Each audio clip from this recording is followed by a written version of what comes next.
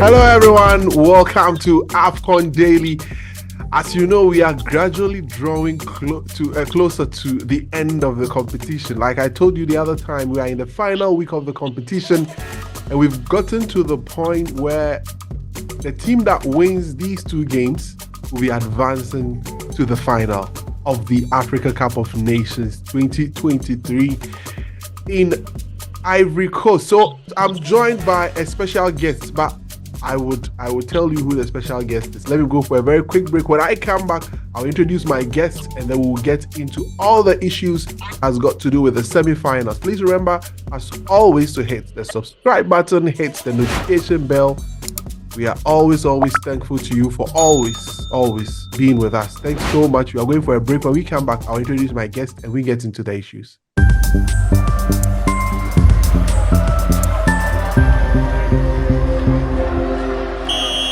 Thank you very much once again for joining us on AFCON Daily on United and Everything Football. It's always been a pleasure with you being on our side every single time. I'm joined by the man who is still in Abidjan. He will seriously need a baba. The first thing will be when he comes to Ghana will be a baba. Definitely, because you are shaving here and it's around 10,000 to 15,000 safer. It's crazy. That's a lot of money. That is a very low. Almost, I don't know. Almost 200 cities, right? Yes, yeah, to 300 cities. Wow, that's a lot of money. That's a lot and of money. The work gets you so much stranded that even having a time to move around becomes difficult. I understand. That's the nature of the work. Anyway, definitely. Michael, I hope you are doing very well. I'm good, my brother. It has just been stressful for us. I understand. But few more days to the end of the tournament. So I'll gladly say that I'm happy. Yeah, happy, and you guys are pushing through to the very, very end. Give me a picture of how the atmosphere is in Abidjan for games. Okay, a very good evening to your viewers, and I must say I really find it humble to be here anytime that you call upon me. I don't take your viewers for granted at all. It means a lot to me. Kwame, it is quite calm now as it stands, but the expectations are there. Mm-hmm. But I feel the energy and the grit by the Ivorian fans coming into the game against Congo is not quite up there on the roof like what they had in some games coming into this particular context. Yeah. For example, they had expectations high on the roof against Guinea-Bissau. Yeah. They had expectations high on the roof even against Nigeria. Yeah. It did not work out. They had high expectations against Equatorial Guinea, and they were brought down to be humbled. Change of coach. Then there were lower expectations. They were able to rise beyond the limit. Against Mali, it was a matter of pride between the two nations. There is something between two of them which cannot be separated. Most of the Malian guys were born in Ivory Coast. Mm-hmm. And some of the Ivorian guys have also had time to stay in Mali. Yeah. There's this level of pride and tension between them, especially from the northern part, which links to Mali, from Boaké, Kohogo. Yeah. So that game was a matter of, you are not our co-equal. Mm-hmm. So more or less, we should do something to show you that we suppress you. And most of our players play for even your national team. Yeah. So expectations was also there. Yeah. Then fortunately, they found their way to win the game with one man down. Yeah. Now, coming into this game, you expect them to be on the roof, hoping for the best that they are going to qualify at ease to the final of the competition. Yeah. But today, I've been to the press conference of Faris, and I've been to the press conference of Sebastian. Mm-hmm. You should not underrate this particular Dr. Congo side. I'm being very factual here and I'm being very honest. Mm-hmm. I was at their training. They don't make they don't make the game so much beautiful for you to feel comfortable to play. They are physically strong and they are tactically disciplined. Yeah. Physically strong and tactically disciplined. Yeah. And with that, whenever they have the least moment within a game, it is not a team where you can mark a striker out of the game. Yeah. It is a team that plays collectively and they score goals as to how they want it. Prior to the quarterfinal game against Guinea, They were not scoring much. They drew like 3 times, came into the 4th game, qualified on penalties, and came here. So this was the game that they scored like a 2-goal margin. Yeah. So it means they are not even scoring much, but they are not easy to break down. Mm-hmm. That is what Ivory Coast, and they look so much determined, and they come in as underdogs. Yeah. But Ivory Coast are coming into this game quite scared because of what Congo have done in their group. Come in, make sure that they delivered against Egypt, and they won against Guinea by 3-1. Yeah. So you can't underestimate a team that does not concede more than 1 goal in a game. Yeah. And are proactive whenever you score them, and they can come back anytime within the game and make sure that they win the game. Yeah. And they have enough men to also mark you out. So I think the Ivorians are quite more humble coming into this game. They are calm, but not saying they are not confident. They are confident, but it's not over the roof. Mm-hmm. That is how it is. Yeah. And First was also talking about humility, and how they want to do something for the nation. They want something to happen for them. But you see, these are 2 nations that politically things are not working so well for them. When you come to Ivory Coast, despite holding the AFCON, Alassane Ouattara does not travel in and around the country in a vehicle. Mm-hmm. Whenever he wants to come to the stadium, he comes with a helicopter. Mm-hmm.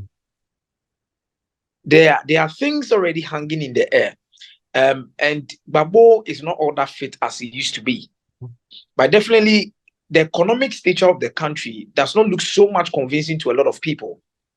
And now there's a new guy coming up in Ivory Coast here who is an expert in finance that they believe could come in and make sure that he takes, or he just pushes Alassane Ouattara aside and becomes the president. A lot of tension. And it's quite divided. Not necessarily something that is very valid, but it is something that is going on within the system. Yeah. And there's too much one way or the other. If not for the AFCON, I would have said that there will be some tension within the country, especially when elections are also drawing closer. Yeah. Now, you go to DR Congo, and their country is suffering from war, which the last 2 or 3 days, we haven't heard good news from that particular area. Winning this AFCON is going to mean a lot to them in bringing the country together. Yeah. We've seen how football brings a nation in chaos to become one. So looking at what they've gone through, DRC also feels that winning this AFCON, or even going to the final or qualifying over Ivory Coast, could mend everything that is going wrong in their country and bring peace. Yeah. So in as much as these players are motivated by the level and the stage they are, politically, in their mindset, their families are back home. Yeah. And even Ivory Coast here, they want to do something for the nation. So it makes it it brings in a lot of tension within the game and how it means to each and every single team that is coming into this context. Yeah. Yeah. I believe it is a matter of pride. Mm. It is a matter of who is going to die for the nation. I can speak about tactics. I can speak about quality of players. I can speak about who is marking who out. We can talk about Sami Mutusami. We can talk about players like Chancellor Mbemba. We can talk about Masuaku. We can talk about Pekel. We can talk about a whole lot of key players within this particular team. Christopher Bakambu. We can go on and go on and go on and go on. We can talk about how important Sekou Fofana could be in this team. Ivory Coast is missing Jean-Michel Sarri. They are missing Christian Kouami. They are missing Diakite. Key players out of this particular game. Kosonu. So 4 key players. We could speak about them. But I believe, looking at the background of these 2 nations, the tension within their nations, what they want to do for their nation, and how proud they want to make their nation, I believe this is a game of character. This is a game of pride tomorrow at Ebimpe. Yeah. Well, that's a very interesting analysis of the first quarterfinal game.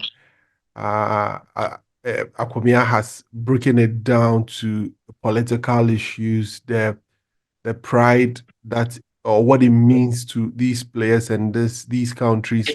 At the end of it all, I'm sure it's something we'll all be looking out for in this game as it's played today.